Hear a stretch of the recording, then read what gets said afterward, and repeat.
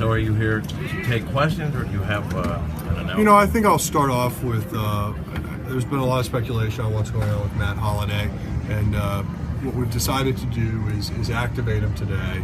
And the purpose of that is because we don't know what the future is going to hold. Matt had reached out to me earlier in the week asking me to have an understanding of what we're going to do with his option. And I told him the probability of us picking it up is probably low.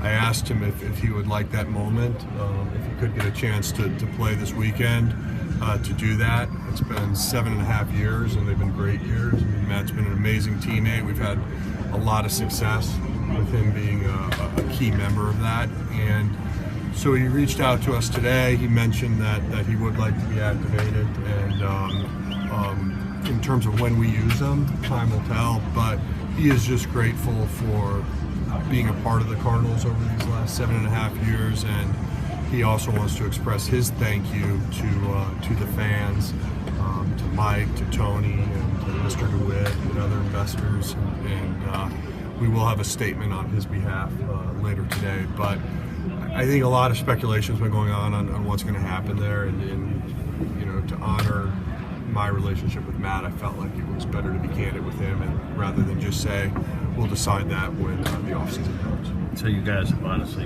done your due diligence at this point on pros and cons of bringing him back? You know, in terms of like speaking in absolute or saying there's no chance of him coming back, I'm not prepared to do that.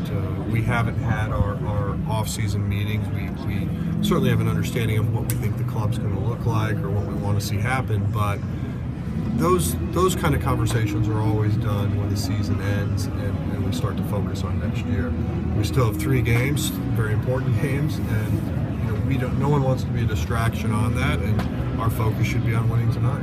What's your, from both a boss but also a person standpoint, what's your sense of how it all comes down to one pitch? I mean, Cashner's pitch, or not the pitch breaks his hand, and that seems to be where this decision was made. You know, it stinks.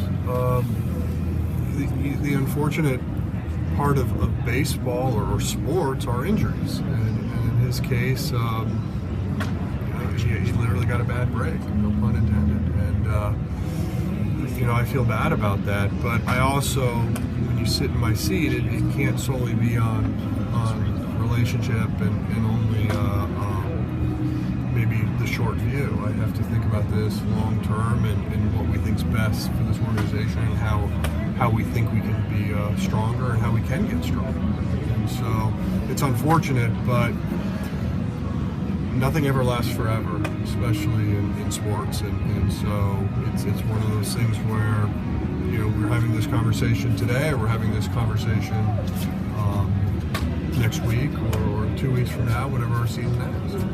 Technically, you could